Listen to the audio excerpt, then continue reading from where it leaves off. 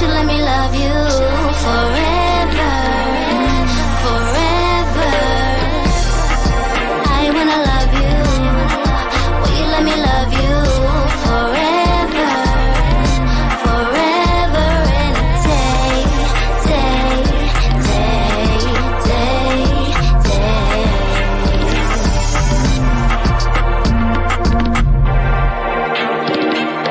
We're back! You guys, welcome to Melanated Way. I'm Linda. That is April. We are covering 90 Day Fiancé The Other Way, Season 4, Episode 10. One hand does not clap. Happy Easter, you guys. I hope you guys had an amazing Easter. Shout out to Connie. Giovanna, sending love your way. You guys, I'm a hot mess. I just can't even get it together, but you're just going to have to bear with me today. That being said, don't forget to like and subscribe, both my channel as well as April's channel, Holloway Legal. She is streaming live simultaneously, so you guys can go ahead and do that as well.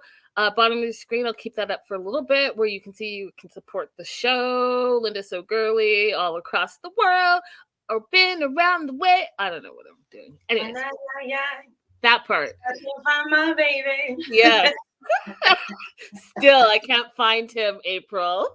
Well, I think you should try Fiji because everybody's uncle tried to hook me up with their nephew. Oh, well, I'll be on my way then. Let me go ahead and book my flight today. Overall thoughts of the episode? I enjoyed this episode. I mean, like, how can you not be excited for Gabe and Isabel? Yeah, I mean, yeah, definitely was a beautiful moment. I'm a fan of Debbie. Everything she says just makes me smile. And then, you know, we'll get into Mahmoud and Nicole. I don't know what happened to Mahmoud, you guys. I'm usually pretty neutral on this topic. As you know, April and I tend to not agree, but I feel, and we'll talk about it, that Mahmoud was on one this episode. Don't know, didn't like it, was not impressed. That being said, I'm excited to hear more about that. Let's get started. So first couple up, Mahmoud and Nicole. Okay, so she's been there 4 months now, right? And it's the longest she's ever been in Egypt. If you guys remember from last time, she had spent 2 months there. And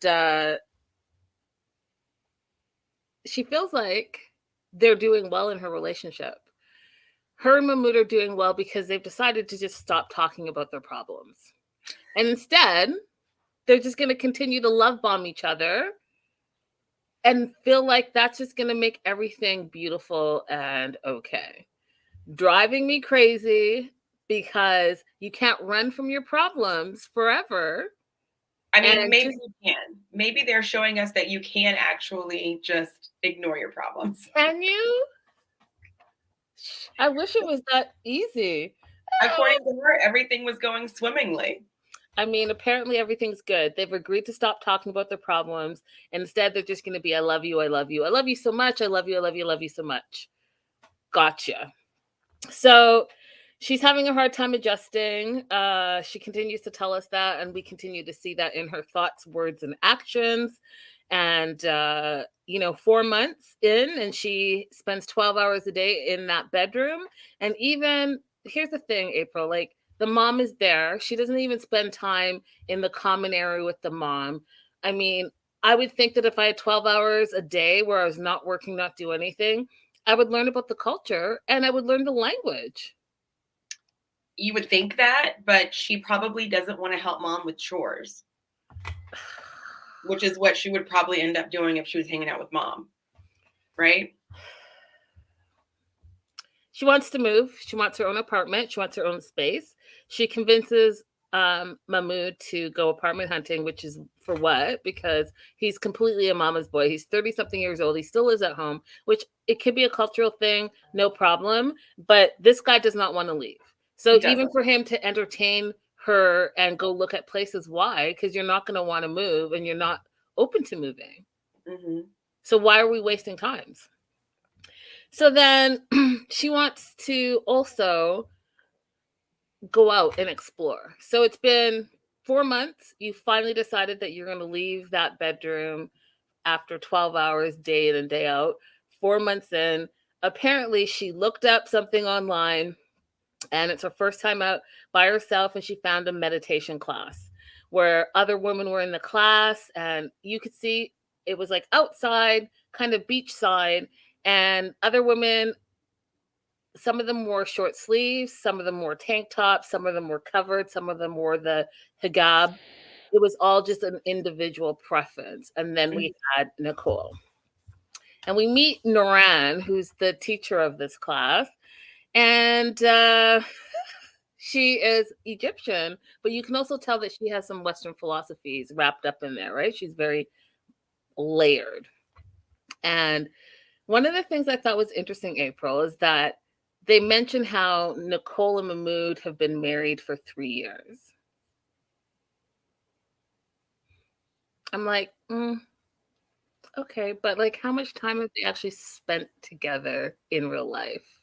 2 months plus this 4 months. Plus this 4 months, exactly, right? So she makes friends with Nuran, and they start talking. She talks about how all the problems she's having with her husband, and Nuran talks about the new Cairo and how it's a huge difference. It's like Dubai, where there's bars, there's drinks, there's dance, and Egyptians can have the same type of life as Americans, but in Egypt.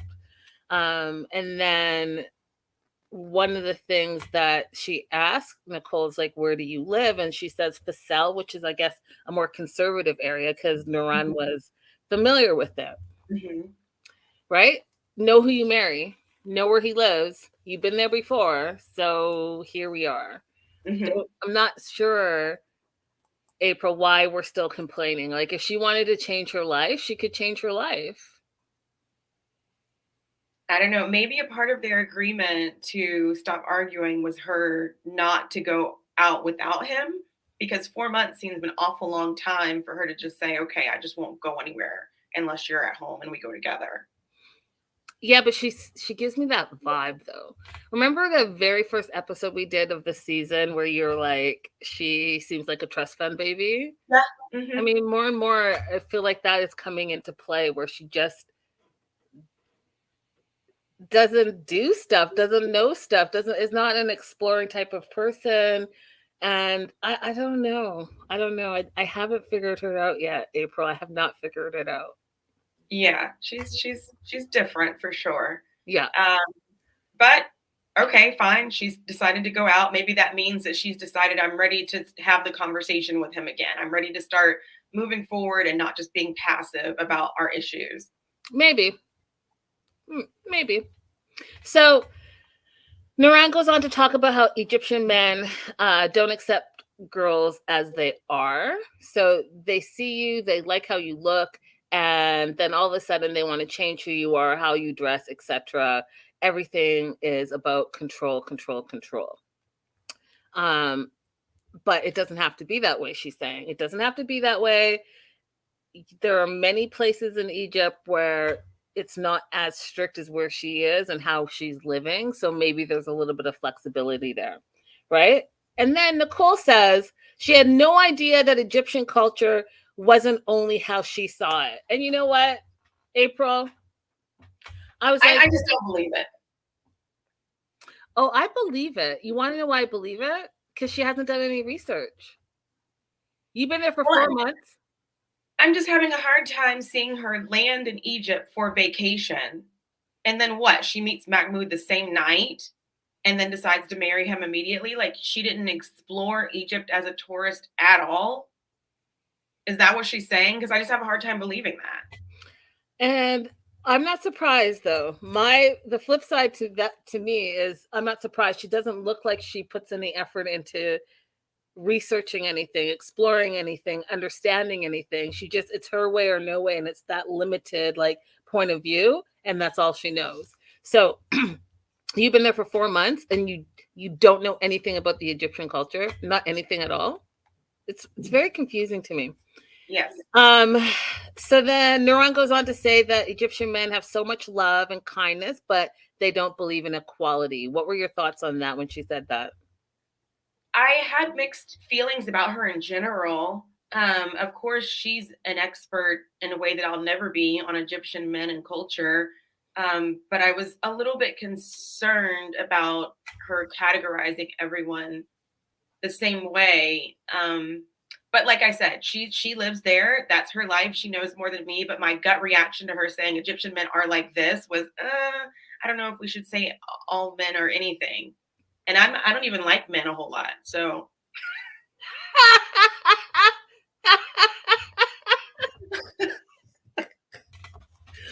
Well, there you go. I agree. I don't think you can stereotype and categorize all men to be one way. But I think that it was feeding into Nicole's train of thought. mhm. And so she was hearing what she wanted to hear. And so Nuran goes on to say, you need to choose your battles. You chose a conservative husband. I thought that was a very valid point. You did choose a very conservative husband. And like you just said, April, not all Egyptian men are the same way. So maybe if you went to Cairo, the new Cairo, you might have met an Egyptian man who's more in line with your Western philosophies. But you met Mahmoud at his fabric shop that he worked at, and you knew exactly who he was, and you decided to make all these changes in your life because you decided to make all those changes in your life. Don't know. Don't get it. Right. So he's taking her on a date night, and at first I was confused because she was like acting like she didn't know what hummus was, but then we found out that hummus was a little bit different in Egypt. It's more chickpeas, whole chickpeas, and lemon broth, and it's more like a drink. Mhm. But before she said that, I was like, yeah, see, this is what I'm talking about. Like, she just doesn't. How do you not know anything about anything? Like, how is that possible? So she had time to have highway hummus, but didn't do anything else, is what it sounds like now. She said highway hummus. She can have highway hummus, April, but she doesn't want to talk about her relationship. Yeah. So, of course, she tells Mahmoud about the meditation class, about Nuran, and how she met a friend. And the friend said, Nuran said, we don't need to change ourselves to be with other people. We are good enough. It really struck a chord with Nicole. She finds Nuran to be strong and powerful. And Mahmoud wasn't having it. He was like, how dare you just meet this girl and talk about your relationship. When I'm out with my friends, I don't talk about my relationship. He thinks it's weird. He thinks it's disrespectful. And then all of a sudden she's like, well, that's not really what it was. Like, it was more just us getting along and her seeing my point of view. And he's like, well, did she say bad things about Egyptian men? And then she's like, well, she said that you guys pay a lot of attention. You have a lot of love, but they also try to change you. What were your thoughts on that? I think that Nicole is introducing Nuran the wrong way. Like it's a setup for failure. 100%. And it's the way that she's talking to Mahmoud in the scene is as if she never met him or she doesn't understand that he's a misogynist. Because there is no way in the world that the way that she's talking about Nuran is going to be perceived as positive by him. And then when she says, maybe Nuran can speak to him Egyptian to Egyptian and he'll understand, I'm like, she really has no concept of where Mahmoud's problems lie to think that he's going to listen to a woman about anything. Girl, preach. Here's the thing. And guys, I say this all the time. I don't understand why you're bringing a third party into your relationship. If you can't talk to your significant other, why do you think someone else is going to be able to walk into that situation and talk sense into them? That doesn't make any sense. If you have a communication issue, that's what you should deal with. If you have a fear or if you have a lack of understanding, if you do not want to talk to your significant other, then you need to explore why that is. This random girl that you met who was just doing her job at the beach, all of a sudden you're like, come talk to my husband and clear up all my marital woes, makes no sense to me. Like, makes no sense to me. It was never going to work. This only works if she just wanted to start a fight. Right, which is what happens, right? Because you've set up your new friend for failure. Because do you not know your husband? You've been I won't even say Naran was set up. I think Naran walked exactly into what she knew she was going into, and she was ready. Like, it wasn't even a setup. It was an invitation to a fight. Fair enough. But I still feel it was like a setup. You brought in your husband saying, hey, she's this way, she's this way, she's this way. And your husband being controlling, especially in this episode where he has to, quote unquote, vet your new friends and then talk about how maybe you'll never see her again. Or I think you and Nuran not meet anymore. And he's laughing. And it's that passive aggressive laugh. Like he's laughing, but you know he's dead serious. And I didn't appreciate any of that. I was like, oh, so you're trying to make a joke out of it. Let me get this straight. She finally leaves the house after 4 months. She's been isolated. She's not the sharpest tool in the box. She finally goes out and does something for herself by herself. And now you don't want her to have any friends. You want to vet her friends. And then now you're telling her that maybe she doesn't go and see that friend ever again. But you make a joke about it. But you are the same two people that can't have a conversation about your own relationship. Like, make that make sense to me. Because it doesn't make sense. To me, this whole scene with them was a huge red flag. Between the love bombing, the lack of communication, and then bringing a third party into the nonsense, it just is getting messier and messier, and I don't appreciate it. Yeah. So they're love bombing, like I said, and Mahmoud is like, yeah, well, I don't really want to meet Noran because I feel like she's going to bring more trouble into my relationship, more trouble into my marriage. And he's like, oh, I'm not saying that Nicole can't make friends. I'm not changing my mind or anything. I'm just saying, like, maybe not this friend. Stop it. You are changing your mind because you are feeling like any new person is going to open up Nicole's mind, and you're trying to keep her mind closed-minded so she only does what you want her to do when you want her to do it. Mm-hmm. Which I just think is outrageous. So in Mahmoud's mind, he thinks that Naran has problems with all men. Right? Mm-hmm. So that's how he's going into this meeting. And so again, he wants to vet Naran. And as soon as she comes in, he's automatically judging her short dress, judging how she sits down and greets them. He has like this sourpuss look on his face. He's like you said, they were both ready for battle. He was ready for battle as well. He's coming in like, you're not going to be my wife's new friend. I don't like anything you stand for, and you're going to stay away from her, and you're not going to influence her with your crazy, open-minded thought process. Yeah. He was immediately offended upon hearing about her, and then he saw how she was dressed. Yeah. It wasn't going to go wrong. Yeah, it was terrible. So they start battling immediately. Nuran's like, well, don't you trust your wife? Like, don't you trust your wife to make wise choices? She's a grown adult. She can make adult choices. And he's like, 1 second. And then Nicole tries to chime in. He's like, 1 second. And you could see, like, if it was a cartoon from back in the days, the steam blowing out of his head. Like, that's what you could see. The steam, like, he was about to explode, y'all. And Nuran's like not backing down. She's like, well, no, you could live a different type of way. Show me in the Quran where it says this. Show me in the Quran where it says that. Show me. She was like sticking to facts. And she goes on to say, you know, he's closed-minded, he's small-minded, he only knows the people around him. And if anyone is introduced that's outside of that immediate circle, he feels threatened by it. And I thought about it, April. It's like, well, he knows what he knows. First of all, we know that he doesn't have any experience with women. Nicole's his first girlfriend and then became his wife in a short amount of time. He still lives at home. Even his brother, his eldest brother, said that he had a small mind. right? So all he knows is what he knows in front of him. His simple routine in this little, and I don't know if it's little, but in the area that he's lived. And I speak of this anywhere in the world. I think that there are a lot of even Americans who have never left the neighborhood that they grew up in. They've never left America. They have never left like and gone to one state over.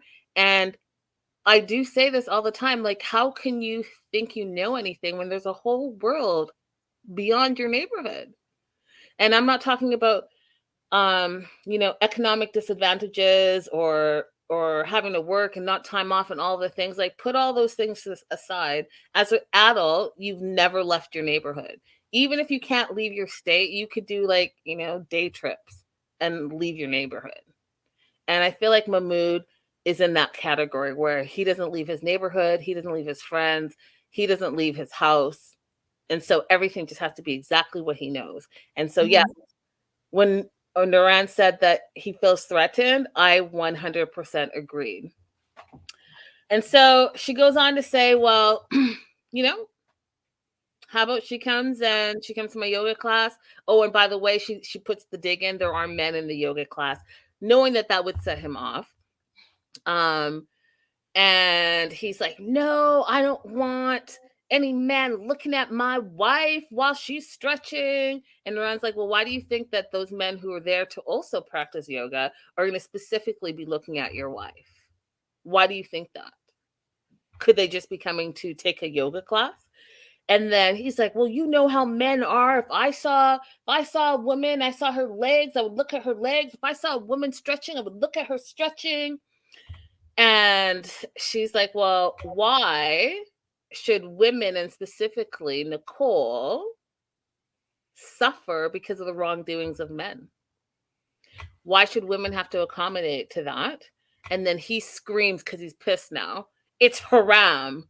And she's like, still kind of calm, but still like poking at him. It's like, but is it mentioned in the Quran? Show me in the Quran that women have to cover every single part of their body and wear a veil. The Quran just says, according to Nuran, that women just have to be modest. She's like, so, and then she went to look at her outfit. She's like, I'm covered and it's modest. So what's the problem? Oh, that is not what it says. And I can show you. And he freaks all the way out. Like, you could just see he was all spun up. He was like, mind blown. And then she goes on to say, why can't men be educated enough to not harass and look at women? And he's like, you have to look at all the rules. You can't just take the rules that you like. You have to take all the rules. And then turns and says to Nicole, in the midst of this fight, you guys, I love you, honey. And your friend is so nice. So passive aggressive. So passive aggressive. And at the end, Ron's like, you know what? Mahmoud's just not deep. He's just a follower, and he follows exactly only what he knows. Yeah. I was surprised he threw out the line, you have to follow all the rules, not just one, because, like, doesn't he smoke?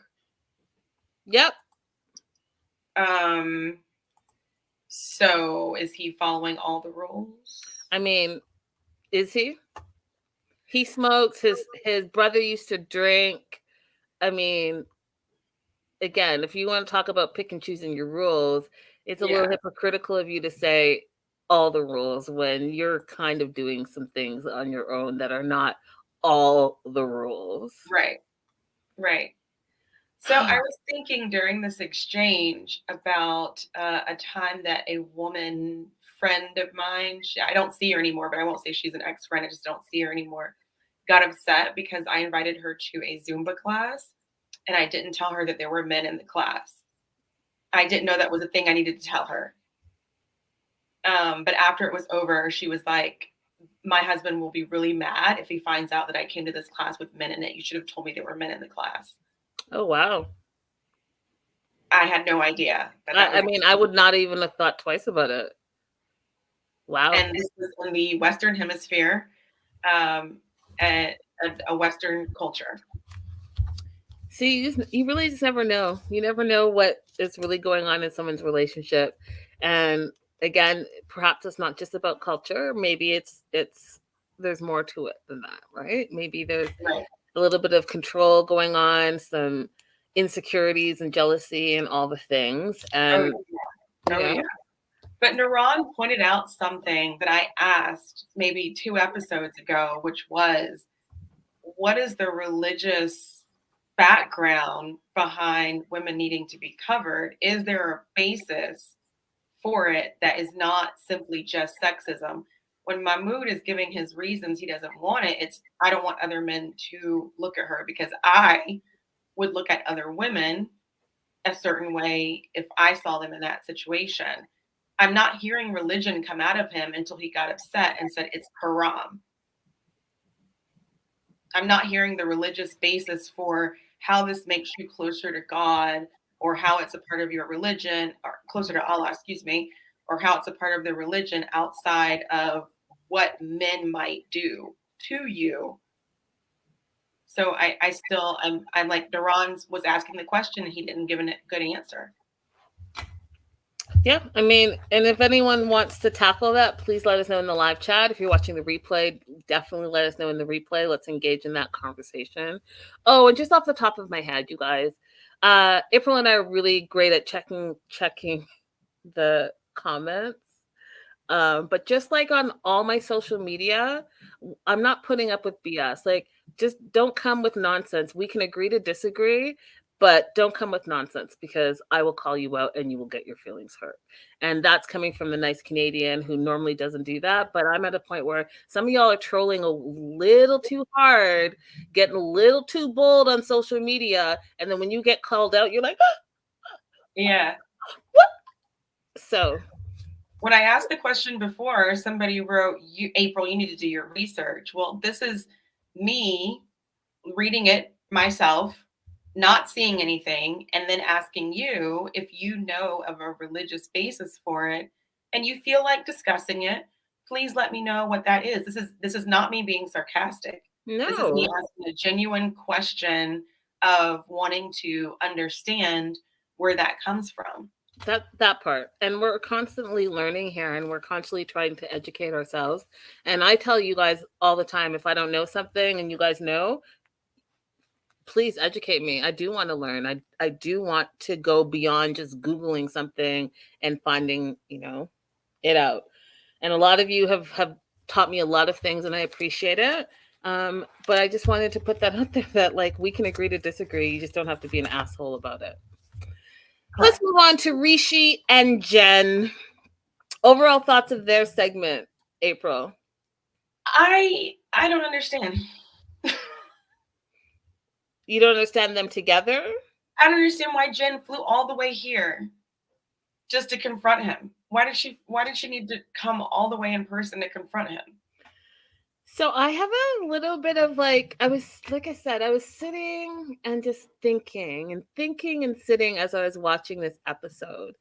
And you guys, I'm gonna throw a conspiracy theory out there a little bit. Just a little I'm bit. ready. I'm not saying it's true, it's just a theory that came to my mind. And it tingled in my gut. And you guys know when my gut is tingling, I gotta go with it, and it's often right. So hear me out. Hear me out, you guys. This is what I'm thinking.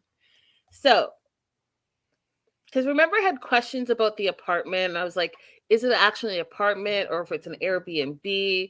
And then she flew there and she was supposed to have taken all her stuff and moved there, and then 30 days later she went back, and then she was gone for like 4 to 5 months, and then she's back even though like she's upset with him and she's like disgusted and all this stuff. What if, because being around a lot of productions and production companies and how expensive it is. What if, April, you guys in the live chat, the Vanessas, the Rebecca's Raydellas, and the Gretchens, what if, let's say, they filmed all of her Oklahoma scenes while she was in Oklahoma and all of her Indian scenes while she was in India? And so maybe she didn't actually fly all the way back. Maybe she was already there, and then they edited it to her Oklahoma stuff, and then we were back in India, where when they made the comment, April, oh, we're standing in the exact same spot from when I left. I was like, I don't think you left. I think that you guys took that same little taxi, said, cut, roll back, taxi driver, okay, now it's a new day, it's 5 months later, and go. And go. I mean, that would make more sense for the friend just deciding to withhold part of the conversation she had with Rishi. I mean, I just was thinking that makes more sense to me. But Yeah. apparently she went back. So we'll go with that. She went back. She came back 5 months later because her 10-year visa got reinstated. And he's meeting up with his friend Nitesh at a dance bar. And what was interesting to me is that he's explaining it how it's like dance culture and it's a dance culture show to entertain people. And it's not like strip dancing, but when I was watching it, it looked like stripping dance. It looked like stripping without taking off your clothes. Yeah. It was like simulating stripping, but whatever. So he is talking to his friend and tells his friend Nitesh that he hasn't told his family about Jen yet, and goes ahead and asks Nitesh, who happens to be the astrologer that we briefly met that I had totally forgotten about. But Nitesh, when Jen asked, can we tell his family today? And he's like, no, you can't. You're going to have to wait. And it's going to be a bumpy road and it's going to be hard and it's going to be terrible. But no, this is not going to be an easy road and you can't tell them. That same astrologer said, when Rishi's like, when is the best day to tell my family? And he's like, you know what? Never. The next 3 years are going to be very hard for you two. And I don't think you should tell your family. And your destiny wise, it's very difficult for you guys to get married. Your traits are not matching Jen's traits astrologically. So the marriage, his words, are impossible. Oh no, Rishi didn't want to hear that. So Rishi's like, okay, but like, what would be a good day? And he's like, well, if you're really going to push it, the best time would be August the 2nd around 4 p.m. And we find out from the day they were filming, that's 50 days out. So not only is Jen here and having to wait longer because she was promised that by the time she came back, he would have told the family or is about to get ready to tell the family. He's going to say, not so fast. The astrologer says, like, we shouldn't actually even get married. Our marriage is impossible. We are not astrologically compatible. But I'm going to go ahead and wait till August 4th and then tell the family at 4 p.m. So does he believe in it or does he not believe in it? Right.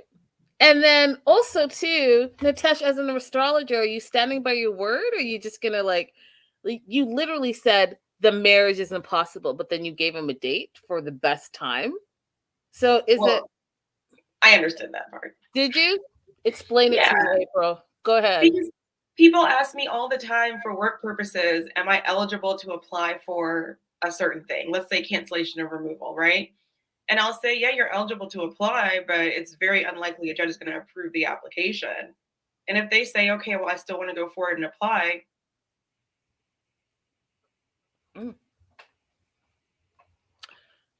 Listen, if I'm asking for advice, let me go ahead and you utilize that advice. If it's bad advice, okay, it's bad advice. But when Rishi said that Nitesh has advised Rishi on his career and family, etc. in the past, and he's predicted so many good things before, then you would think that he's already a trusted advisor. So if your trusted advisor is saying, like, yeah, this marriage is impossible, then you would just believe him. Why would you then go ahead and say, but wait, if I'm still going to do it anyways, I know it's an uphill battle and the next 3 years are going to be terrible and tough, but like, what day should I do it? That's ridiculous. Anyways, we see some people in the street making rotis and made my mouth water because I love Oh, rotis. same. Oh, same. Jen's back. They're meeting at the apartment, and even though she had a big issue with Randy and the whole shirtless towel photo thing, she's now upset, but she's already flown, halfway across the world. And she's now upset as the car pulls up to the apartment. She's going to feel quote unquote disgusted. You had 5 months at home to feel disgusted. Like, I'm not clear. How are we making choices as adults anymore? So you're saying what? You're saying all the things, and you're going to confront him. And, it's been 3 years that you guys were together, even those 2+ of those years. It was part pandemic, but you really just need to see this relationship through. But last time you were there, you weren't ready to get married. You literally said you're not ready. So you could have stayed and got married, but you didn't want to put a date on it. So, like, I'm confused. Like, where? Same. I don't understand 95% of what's happening with Generation. At all. So she gets back there and they hug, they kiss. It's been 5 months, apparently. All the negative feelings that she was feeling 5 seconds ago have melted away. He's prepared this time. He's prepared this. I'm still convinced it's an Airbnb, but this apartment with air conditioning and sheets and a welcome mat and food and towels and all the things that weren't there the first time. And his idea, which I always find interesting, is like every time she steps into the house, he's like, I want us to do this. Let's do yoga. Let's do kite sailing. Let's can we just sit and talk? No, he's an activity guy. He wants to do an activity, which I like the fact that he always wants to do an activity. I do too, but damn, after you get off a flight, can I just get situated? Can I take a shower? Well, that just goes to your point that she did not really just get off of flight. That's what I'm saying. That's why I don't believe it. So anyways, they're going to go do oil drop therapy so she can relax. They can have a massage. But she still wants to confront him about the shirtless picture. And so they get there, they put their towels on, and she mentions that they haven't been intimate for several years, which I also think is like a whole topic. And then she mentions that, because remember that photo, and I wonder if I still have it. That photo that he sent was him shirtless, and he was 100% ripped. Like there was an 8-pack. Do you remember that, April? I do. And so here it is. And so to her surprise, and I guess maybe to all of us, but we all went through a pandemic, so I'm going to give it that. But she's like, he's not ripped or anything, but he's still an attractive man. I started laughing. Because y'all are about to fight about this photo right here where he's clearly ripped. So, I mean, let's get it together, shall we? So they do the oil drop therapy. It's oil that's dripped on your forehead and massaged on your forehead and throughout your hair. Have you ever done that, or have you ever seen that before, April? I've never seen it before. I would do it when I don't have braids. Yeah, it would be nice and relaxing. Yeah, I mean, yeah, I've never seen it before. It looks like it might be relaxing. And she's gonna wait until after this nice relaxing activity to get crunk. Right, it's bizarre. Like, go ahead and get crunk first, and then go release all of that tension. But you're gonna do whatever order you're gonna do it. So you did it after the massage. Gotcha. So she confronts him and says, "Did you get?" Oh, she first says, "Do you have girls that contact you on social media?" And he's like, "Yeah, they're my social media friends." And then she's like, "Do you arrange to meet them?" And he's like, "No." And she's like, "Well, do you want me to pull out my phone? Because you replied to my friend, and I can show you that you said that you were going to try to hook up with her." And then shows the towel picture. And it's time for you to come clean. He's like, I don't remember. Because I don't remember is going to resolve what your face is seeing right now. I don't remember. Well, I mean, without getting political, there is a specific person who will literally lie on camera and then turn around and say, I didn't say that. I didn't say that. That didn't happen. So Are we talking about Big Ed? no, but I mean, he could be an example of that too.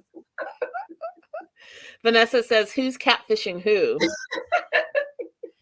So we'll find out what happens next episode, but that's where they kind of left us on a cliffhanger, I suppose. Yeah. I don't really feel it's like a cliffhanger. Like, dude, you sent the pictures. I do think Randy is a little bit suspect. But you know, here we are. Here we are. Anything else you want to say about that couple? No, I don't. No, I don't understand. Maybe there'll be some clarity later. We're moving on to Gabe and Isabel. What were your thoughts on this overall? I'm really excited. It was a little traumatic for Gabe to share certain things, but I was really excited that he was willing to do that, you know, even though he does not have to. And at his father's, I feel like when I was looking at his father, that understanding washed over his face. That he came in skeptical, and that hearing Gabe's pain made him be able to leap from one place to the other. Mm. That's what I felt. I loved everything about it. And again, coming from just the beginning of the season where I knew little to nothing about the transgender community. And so one of the things that was just so touching to me, because me too, as a Christian, and all the things that we hear about religion and Christianity, just to have this man be like, hey, you know what? Maybe I didn't know and understand, but as I sit here and talk with you one-on-one and get my questions answered, like you said, you just saw the understanding and you saw the acceptance. And so, you know, oftentimes I think that people who are believers get bad reps because everyone has an idea of what religion, quote unquote, is. And I just thought that this whole scene was beautiful. And if more people could be more accepting, which I always say, at the end of the day, I don't really care what you believe, but if you can live your life in kindness and love, then we'd all be a lot further out. So that's what I felt. I felt there was a lot of kindness and understanding and love in this episode. Or in this scene. And Gabe talked about some things, trigger warning for unaliving yourself. He talked about some things that are really big issues in the transgender community, especially dealing with teens. It's really bad.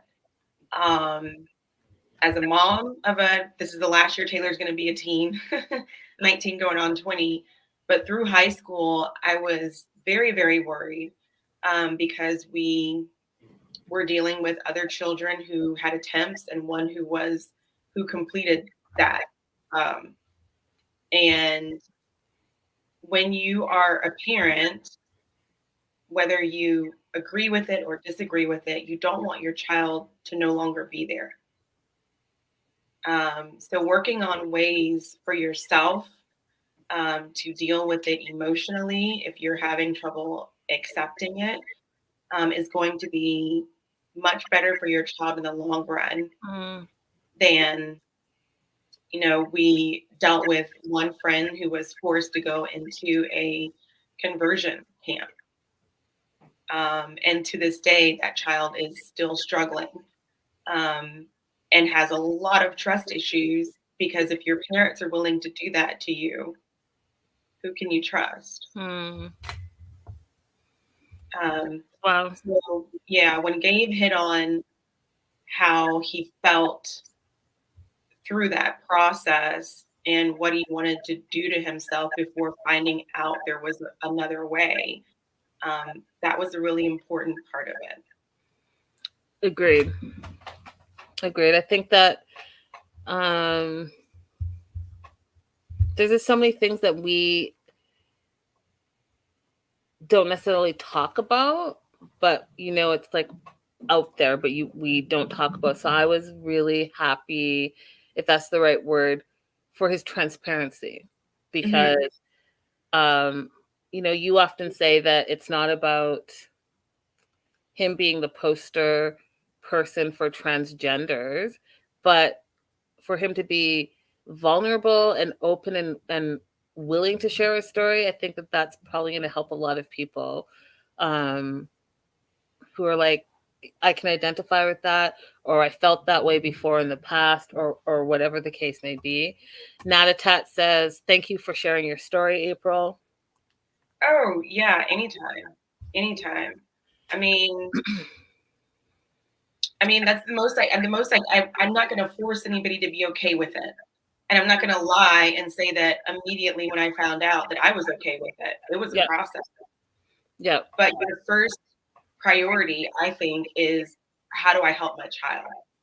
And it feels really awkward because, the way I grew up is your parents are the authority. And when your child comes to you and says something like this, it just wipes your feet from under you because you are no longer the authority. Suddenly they are telling you, I know more about my body than you can ever know. You're not an expert. And it's just a really hard process to go through, having a teen anyway that's finding their independence, but then having a teen who's finding their independence and going through something that I knew nothing about is doubly hard. Yeah.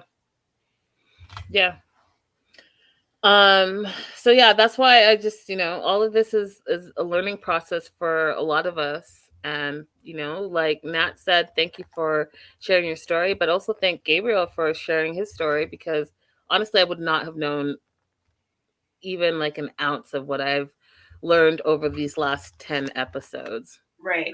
And if you want to go give Gabe some love on his Instagram page and fight off, or not fight off, but ward off some of the negative commentary that's coming in, that would probably be appreciated. Well, there you go. That's how you can get involved and help. So they're working out outside at the park. It's Gabe and Isabel's dad, and they have never spent time alone together, which I just thought was also a good thing. Like, hey, you two get out and spend some quality time together. And Isabel's dad wants to talk more about being transgender. And his first question was, how did you make the decision to change? And Gabe explains his whole life he didn't feel like a woman, and it was weird for him. He felt like it was not his body. And he talks about when he says he was a woman before, it leaves a disgusting taste in my mouth, and I don't like it.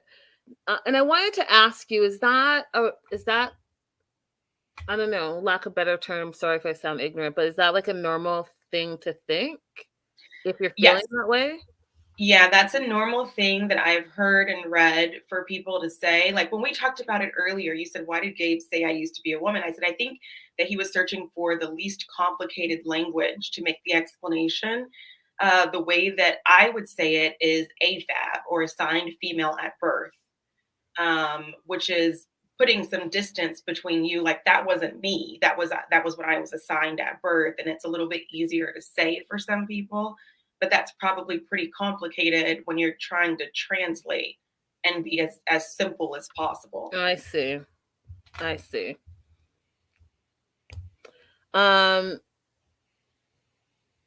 The second thing that Isabel's dad says or asks is the change from seeing yourself as a girl to now seeing you with the beard and facial hair. How do you really feel? And Gabe answers that by saying that back then he didn't like anything about his life. He didn't like anything about his body. He didn't like anything about his face. And it was like he was another person. And then he asks Isabel's dad, have you seen my social media? And he's like, no. And Gabe goes on to say that he doesn't want to see them because it makes him despise himself. but he made like a album for the dad to swipe through. And so I guess my question again, and April, I mean, I don't know if you know the answer to this, but so he talks about how he doesn't like to look at pictures and things of the past because it makes him despise himself. But isn't that also part of the journey to um, figuring out and finding out who you are as a person, or no? Well, I guess all of us don't have these physical reminders of things that we hated about ourselves, but you could think of it on a smaller scale. Like if your mom has a picture in the house that you hated because it was like before you had braces, or it was, like there was something that happened, we might not want that picture out, right? Mm, One of the first things that happened in my home before Taylor finally just came to me and said, I think I'm transgender, was that pictures started disappearing. I had pictures of dance recitals and other things around the house, and I noticed that every time we had visitors over, they would disappear. mm, And then another thing that happened was Taylor used to play softball, soccer, and basketball, and was really good in every single sport until fifth grade. In fifth grade, suddenly you don't want to really run very hard to go after the ball. You don't want to swing as hard as you can. You won't get an umpire position because it's accentuating your growing body. mm. That makes sense. That makes Um, sense. and there was no vocabulary for it at the time for either of us. So I'm just yelling, get the ball, guard, whatever the thing is, and not understanding like why are we slowly pulling away from the sports? And so having these reminders around the house, I don't have any of those photos in the house anymore, is painful because it's like there was a time that I hated what was happening to my body and I Mm, didn't have any control over it. mm. That makes sense.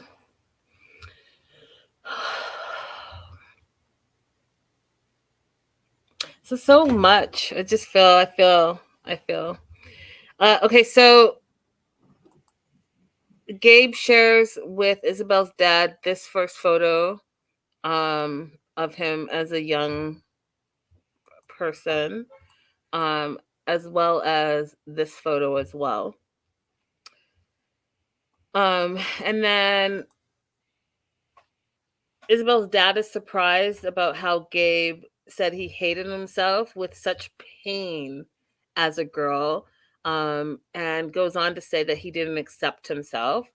And then Gabe talks about how he hates looking at those pictures. It reminds him of when he didn't want to be here every day.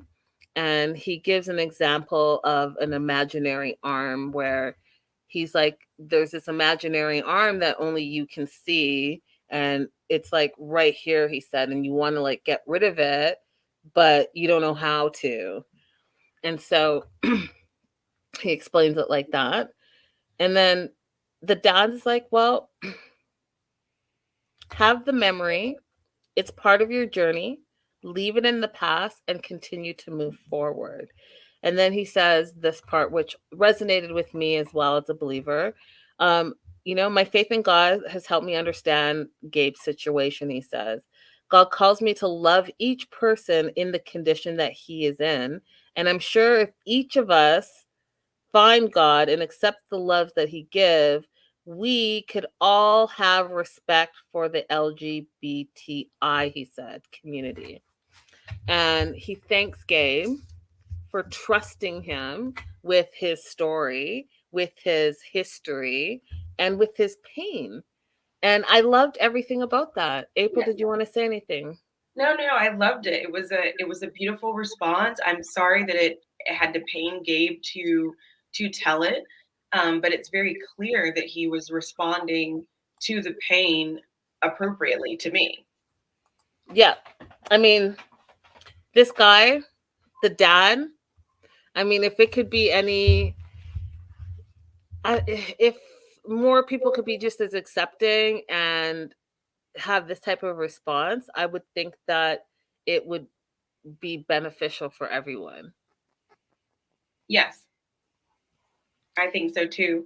And I ask people when they have an objection to someone expressing themselves as transgender, really like sit with it, take some time to yourself. Don't just fall back on it's not what God wants, or it's not natural, or it's not normal. Like, really take some time and think to yourself, what are the issues that I have with it? If you come away from having this honest conversation with yourself and reading some things and exploring some things and you still don't agree with it, that's fine. But at least take that time to not rely on an old stereotype or an old thought and explore it. Mm. Yeah. I think the more you know, the more you know, the more educated you are.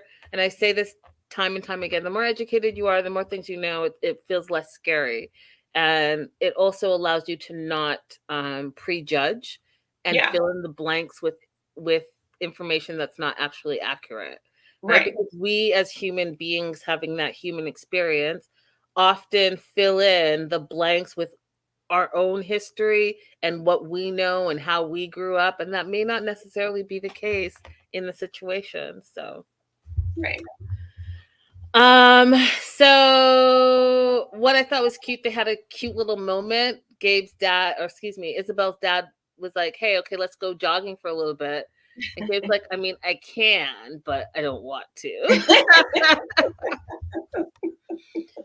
So they sit back down and he explains how much he loves Isabel and wants to ask for the dad's permission to marry. The dad says, I'm speechless. And so immediately, because Gabe is carrying trauma, he went to the bad side and it was like, oh, but you're speechless in a good way, right? Like, started Mhm. freaking out. And the dad's like, yeah, I think it's great. You know, I've wanted Isabel to settle down. And now you and I and the family have been getting to know each other, and we're getting to know each other really well. And this is an amazing opportunity for all of us to have happiness. And I was just like, oh. So he says to camera that he's ready for Gabe to marry and be his son-in-law and part of the family. And I just thought that was a beautiful moment. Very It accepting. is. Yeah, it was. Loved it. Um, Everything and about it. Loved it. everything about it. So we now know that Gabe has the parents, which, you know, you guys, no one talked to the mom, but I'll let that go for now. But I mean, no one talked to the mom. Because last week the mom's like, I don't think you guys should get married. You guys should wait, if anyone remembers that. But we got the blessing from the dad. We got the blessing from the kids. So Gabe and Iz go back to that pottery place, and they're going to take a class because Gabe says Isabel loves all about making pottery and wants to learn more about it. And so they're there. It's like date night. They're making a cup. And he's like, you know, do you want to see what the kids made the last time we were here? And she's like, of course I do. And they showed it so very quickly, so it was hard for me to get a screen grab. But on the left is obviously her daughters, where you see like the flowers and all of the stuff. And then on the right, it's her son, and it's some type of anime type thing. Both really cute. Super cute. And then Gabe says to Iz, do you want to see my plate? And she's like, yes, of course. So they bring it over, and it has a little, like, the top part of it that he was talking about. And he gets down on one knee and says, I love you. You're my heart. You're my soul. Everything I need in my life. Woman of my dreams. Will you marry me? And she is so loving in the moment. She like kisses his head, like comes down to his level, says yes. They have share a beautiful moment. And then she talks about how her life is wonderful, how the three people that she loves the most in her life have all been part of this beautiful moment for her. And she just feels complete happiness. And I think that we all felt happiness in this moment for them. So congratulations on the engagement to Isabel and Gabe. Natatat says she finds your story more interesting. Sorry, not sorry. Tell us how you really feel about that. So complete happiness. I really do love that we have a couple who is just like a beautiful couple. You know what I mean? Like they're just celebrating their love, which really when we first started watching 90 Day, that was what it was about, celebrating love and going through like all the motions and the hiccups and all of that stuff. Less drama, more about love, and I think that that's what these two represent this season. At least for me, they do. Shall we move on to Jamie and Chris? Yes. Thoughts of their segment. So, are we starting to see the demise? Girl, yes. No, I don't mean to laugh like it's a good thing. Listen, if this I want Jamie free, okay? Free Jamie. Free Jamie. She's once again, Jamie, I reiterate, I will find somebody for you. And I say she seems so sweet and so like, and I know you guys, I said in the beginning, I thought she was going to be problematic because that's how they were showing me that. But over these 10 episodes, she, out of the two of them, seems like the logical one that actually is trying to find love. Listen, you guys, I told April just before we aired that I had breaking news. So my Patreon people Friday, like this news has been just blowing up and it's wild. And I'm sitting with it because I don't have all the details, but like it's wild, y'all. All right, back to Jamie and Chris. That's what all this binging is about, is that some stuff is happening in the 90 Day world. Hashtag free Jamie. Yes, free Jamie. Okay, so they've been married one day. Jamie's all happy. She's, she should be in La La Land. She should be thinking about, where they're going to have their honeymoon bliss. But instead, Chris is having problems. Now, if Chris has not been the one, y'all, who is trying to figure out every way to go back to America, and whatever you believe about Chris, all I know for sure is that she's coming up with every excuse to get hightail out of Colombia. Last episode and the couple episodes before that is she had to go because she had this $50,000 motorcycle that was stolen. She has to go to court, but she didn't know if she had to go to court. And anyone who's been to court, even if it's traffic court, you guys know that they set that shit way in advance. If you want to even go to the DMV, they send you your letter like months in advance to like get your registration, whatever, any simple thing. So for the simple fact that she is saying, oh, I don't know, I'll find out on Monday, was BS, but whatever. I let that slide. Now she's having financial difficulties. Now, hear me out, y'all. Okay, because I'm about to go on a little bit of a tangent because it makes no sense to me. And I hate when things don't make sense. So she's saying that she planned all this time apart while it was still the pandemic and she was not there yet. She planned to move to Colombia, right? So part of that would be you would go to your financial institution and ask the questions. What do I need to do? I'm going to be gone for extended period of time. Do I need to change like what my daily limits are? Do I need to do anything specific? Do I need to get an extended card? What is it? Can I do anything on my phone? Can I mobile bank? What is it? Is there a bank that's equivalent? So like, let's say you bank with Bank of America.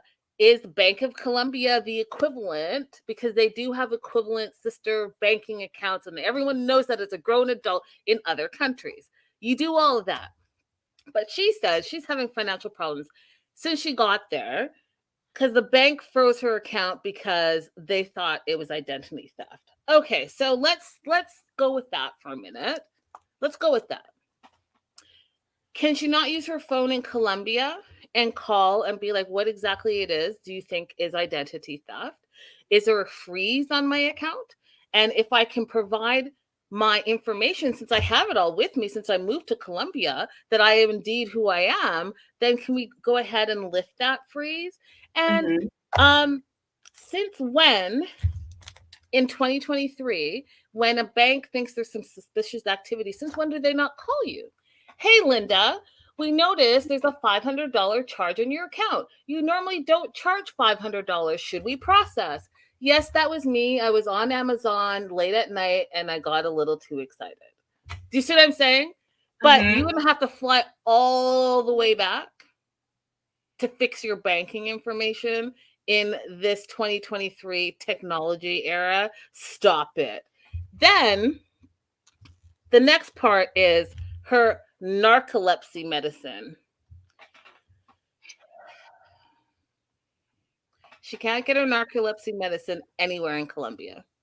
So you're trying to tell me that there's not one person of Colombian descent that has narcolepsy and has it treated. Not one person. Not one. Not one in all of Colombia. So you have to fly back to America to get your narcolepsy medicine because there's no other person in the entire of Colombia that has narcolepsy that takes medicine. Stop it. Just stop it. Stop it. I cannot deal with the nonsense. So she's going to go back. But before she goes back, guess what? She feels like maybe her and Jamie are going to start a business together and they're going to start a food truck. Hey, Wonderlust.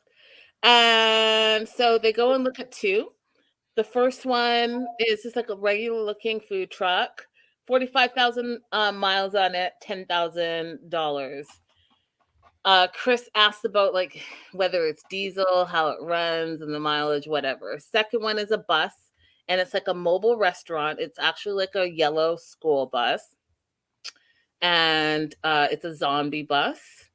And Chris loves it because it has all these guns and military gear and blood and gore and all the things around it.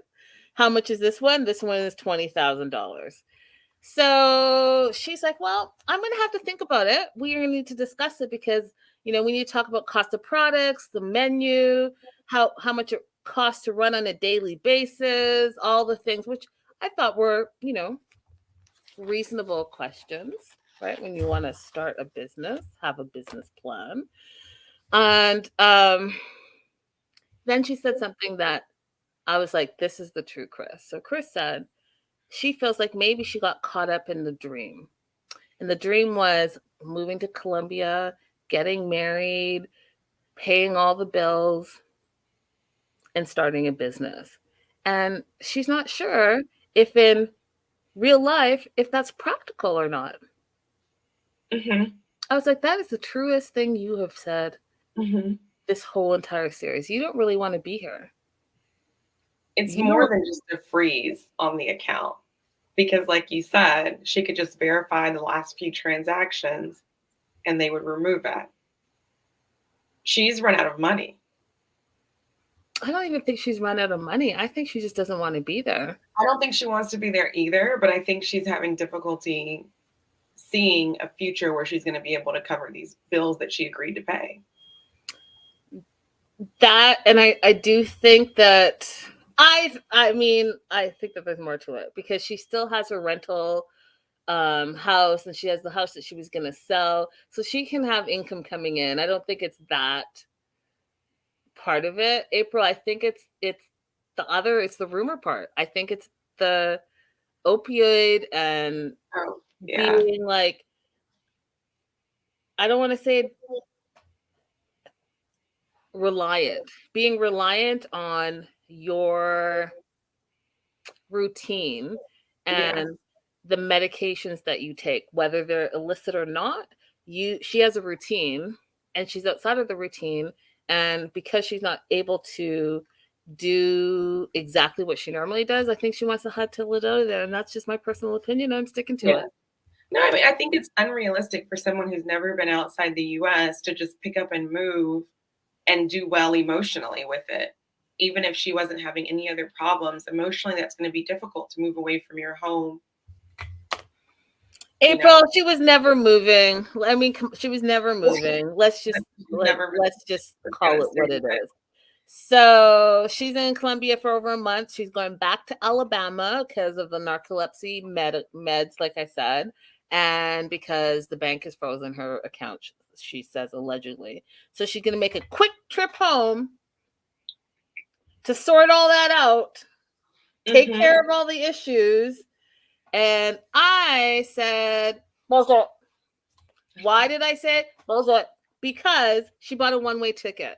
And then when Jamie, who's all sad, it's like, when are you coming back? Because it's going to be a couple of days. Woo, woo, woo. Because again, y'all are insulting my intelligence, because even if I was on medication and I ran out and I was in a country that didn't sell medication, because that could happen. But let's say that did happen. I would be on the phone to my doctor asking him to go ahead and get my prescription started so that I could go ahead and pick it up as soon as I get there, and boom, I could knock that shit out in a day. Yes. Right? Then I could go to the bank the next day or even that same day and be like, hey, bank, remember that I have this phone and remember that everything is digital, but I decided I needed to come into the bank anyways. Well, boom, let's go ahead and here's my passport. This is me. And do I need to sign anything? Go ahead and release those funds. Oh, but you want to go ahead and buy a one-way ticket and tell me that you don't know how long it's going to take you to take care of your issues? Bitch, you're not coming back. You're not coming back. This is your out. You don't want to be there. You want to get quickly home to get your meds. Okay. Because no one buys a one-way ticket and be like, I don't know how I'm going to do that. I haven't been on meds my whole life. I haven't been banking my whole entire adult life. So I don't know how long it's going to take. Stop it. Yeah, I don't think she's going back. So, I didn't think she was going back before I even saw the preview for next week. Trash. She says maybe she'll be gone for 2 weeks, but for now she bought a one-way ticket. And Jamie's like, basically, if you don't come back, I'm going to sell all your shit. And it's not a joke. She should. It's not a joke, she says, because Jamie starts laughing and she's like, I believe you would. And lo and behold, if you guys take a look at the preview for next week, looks like, oh, we have 2 more couples to do. Looks a little sketch. Looks a little sketch. All right. Usama and Debbie. I just love Debbie, you guys. I love how she talks. I love what's the word I'm looking for, April? I love her essence, her effervescence. I love everything about it. I really do. I just love her. I think the way she talks is just so fascinating to me. It's like you're reading a novel. You know what I mean? Like, she's just like a human novel. The way she speaks and the way she talks is just so fascinating to me. And how she puts her words together, it's like, oh, you are in the Victorian era of Debbie's life. That being said, she's been in Morocco for a couple of days. They are off. Her and Osama are off to a poetry reading at an international cafe. And this is the first thing that I love, the Debbie-ism. She looks around, it's a bunch of young people. She says her first thought is this a young people's place? No, it's just an international cafe. Oh, her joie de vie. Joslo, thank you for that. Thank you for that. I love that. So then Debbie's feeling inspired because she's in this international coffee house. There's a bunch of people from all over the world, young people who are artists and creative spirits like her and Osama. And it is just making her feel great. She's great feeling. She's all tingly inside. And she's loving the poems that she's hearing. And then she's surprised because guess who has written a poem and is going to stand up and perform in front of many people for the very first time of his adult life. My Osama. My Osama. And my Osama, okay, I'm going to do Debbie's voice. And my Osama is not ashamed of me, and I'm believing in him again. This is it. This is the man I've been waiting for my whole life. End scene. I love it. Oh my God, I cannot believe I've got her voice down, but I love it. Anyways, here's the poem. You ready? I'm ready. To remind you, okay. It's called I Think of You, an Mhm. Osama original. As the sun setting in the sea, you sail to my dark world. You make all the poems dancing. Are you the Messiah of the world? Your words are deeply like the Bible. Touch me, hold my bones, my heart, and everything breathes inside me. You, the beautiful poem, your time has come to be alive, to dance, and to sing. And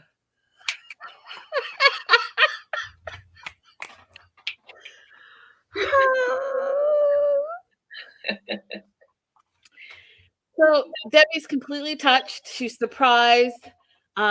She says, "This makes me believe in people. It makes me feel so special." And to that, because Usama messed up earlier, said, "I am proving to you that I love you, Debbie, and I'm proving to you my love is true. And so from here on out, actions only." And then to that, she said, "This is my Osama, the refreshment I needed, a woman dying of thirst for love and acceptance. Here is the beginning of me, the tall, cool glass of water with everything I've been looking for." Y'all, I mean, they're saying a bunch of nothing, but I am here for it. I'm here for all of it. All of it. Debbie needs to do an audiobook. I would listen 100%. to her reading a book. 100%. Yeah. 100%. I love it. I love everything about it. It's just so, it's like very magical, you guys. Very whimsical. Mhm. Now, are they going to last as a couple? Absolutely not. But they are absolutely giving me all the happy, joy vibes. I'm happy she's having just a moment of somebody just loving her fully and completely, whether it works out or not, because Yep. that's just nice to have as a person who's been in bad relationships. She said, in the past, it's nice to have someone wholly stand up and say, "This is my fiance. This poem is for her." Yep. Yep. I am all for it. Like I said, Debbie is a fan favorite over here. Last and most confusing to me is right now, because I'm trying to figure out what exactly are you all arguing about all the time. I don't understand it. Is it a power struggle? Is because if it's a power struggle, then it kind of puts things in perspective for me. But if it's not, then I'm not sure what exactly, like, what? So Danielle and Johan, thoughts? Well, as the sun is setting in the sea, Oh Lord. um, Okay, April, Debbie 2.0.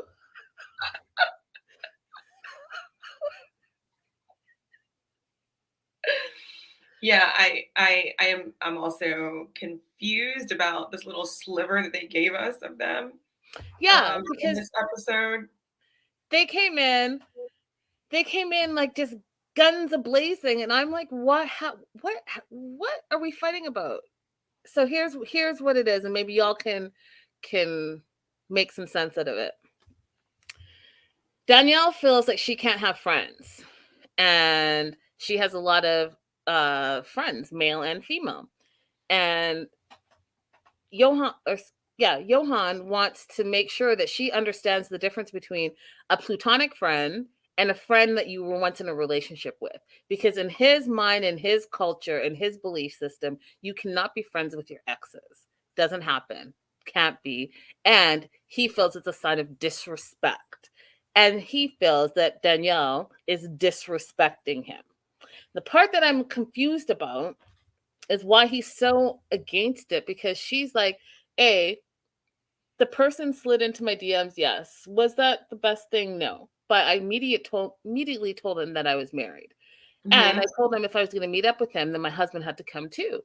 And I was going to talk to my husband about it, and then we can go as a couple together. What's the problem there? I don't know. He took.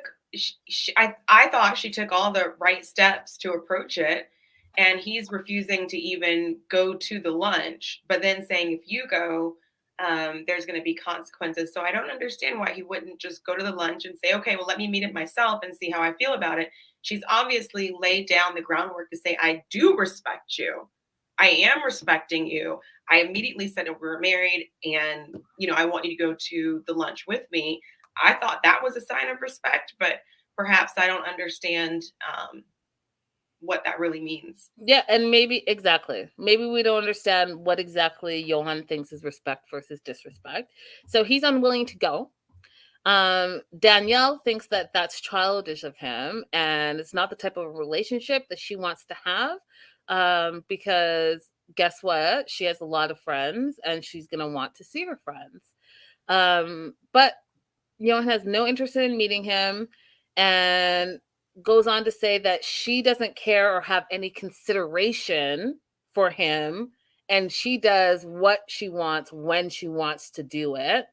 He doesn't like it at all, he says, and then says to Danielle, I don't like it, but if you want to go, go ahead, but there will be consequences after. Excuse me? You are not my papa. You are not my dad. You what?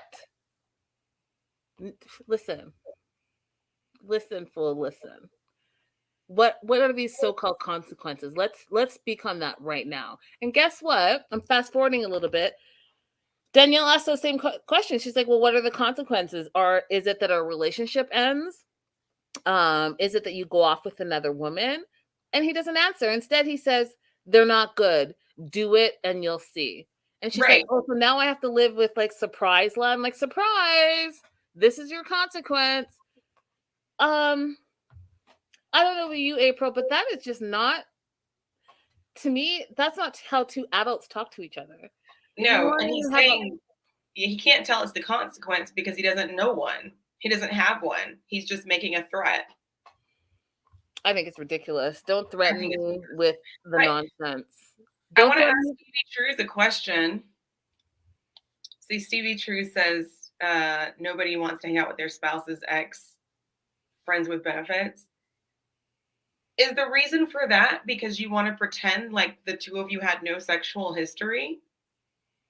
Like what is the reason why you wouldn't want to have a friendship regardless of where that friendship came from? Because they both have a sexual history, and they've talked about his past pregnancies that didn't come to fruition. So why can't they both be acknowledging that they both had a sexual history? What's wrong with that?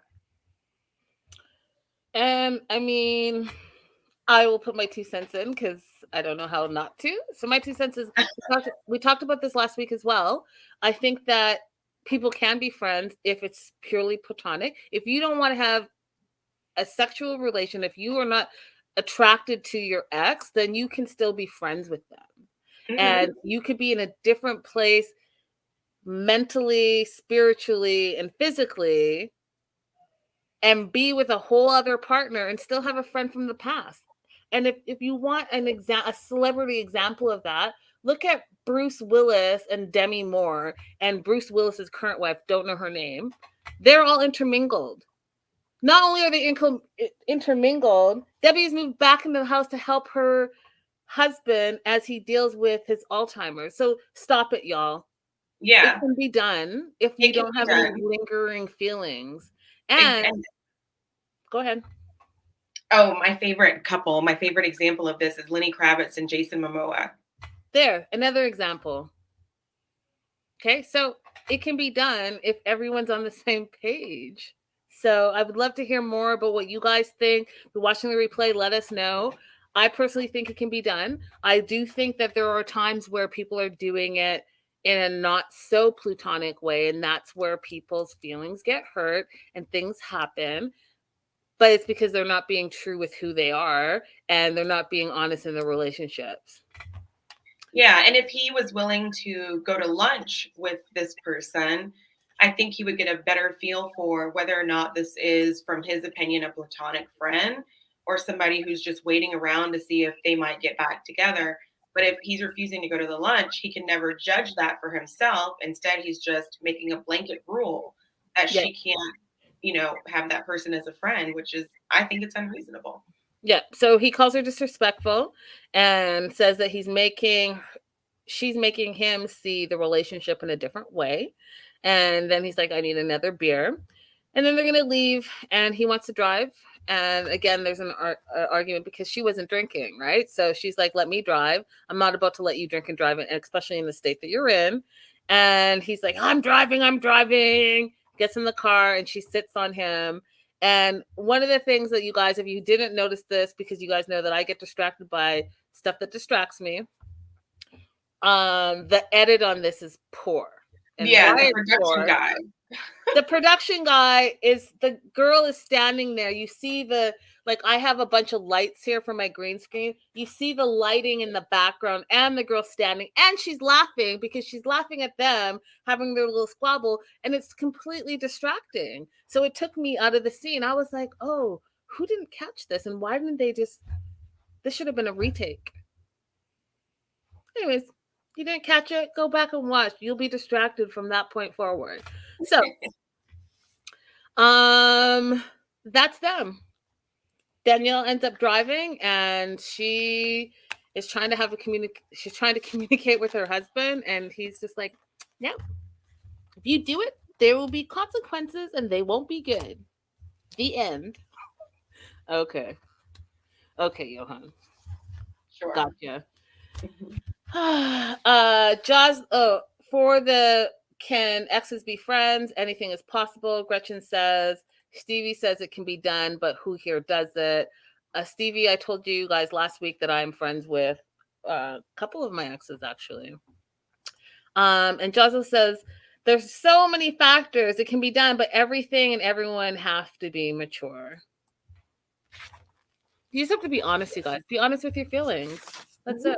If you have lingering feelings, then maybe that's not the right move for you. Anyways, you guys. Ask yourself why. You should ask yourself why. What work do you need to do on your own that is preventing you from being able to find that comfort? Well, there you go. On that note, you guys, thank you guys so much for being here. Happy Monday. Don't forget to like and subscribe and tell a friend to come on over to the Melanated Way, as well as Holloway Legal. April shares all the legal advice. Plus, she also shares her travel trips. She is she's in Fiji still, or around there. I'm in San Francisco now. So you'll see I just put up one quick little video from before I went to Fiji. And then later on this week, 2 of my Fiji videos are going to go up. And then I'll tell you guys all about the time that I spent in San Francisco as well. Awesome. You guys, I'm going to be taking a look at breaking news from the 90-day fandom world. Definitely head on over to the Melanated Way on Instagram. And for my Patreon families, the Joslos, the Vanessas, the Raydellas, and I know I'm missing someone here in this chat, and I just saw her. I just saw it. There's someone I'm missing. Anyway, someone else. All I can say is eat your Wheaties, y'all. Friday, or not Friday. This weekend's going to be a doozy. All right, you guys. Bye for now. Bye-bye.